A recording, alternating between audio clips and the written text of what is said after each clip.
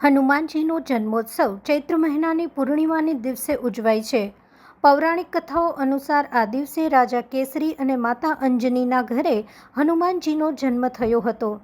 આ વર્ષે હનુમાન જયંતિ 12 એપ્રિલ અને શનિવારે ઉજવવામાં આવશે. આ દિવસે ઘણા દુર્લભ સંયોગ પણ બની રહ્યા છે, જે 3 રાશિઓ માટે શુભ છે. પંચાંગ અનુસાર આ વર્ષે હનુમાન જયંતિ રવિ, જય, હસ્ત અને ચિત્રા નક્ષત્રમાં ઉજવાશે.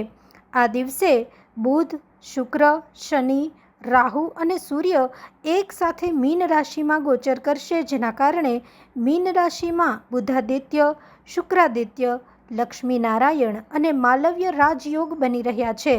હનુમાન જયંતિના દિવસે વૃષભ રાશિના લોકોના અટકેલા કામ પૂર્ણ થઈ શકે છે. કાર્યમાં સફળતાની સાથે નાણાકીય લાભ પણ મળી શકે છે. હનુમાન જયંતિના દુર્લભ સંયોગ મિથુન રાશિના લોકોને પણ નાણાકીય લાભના રસ્તા ખોલશે.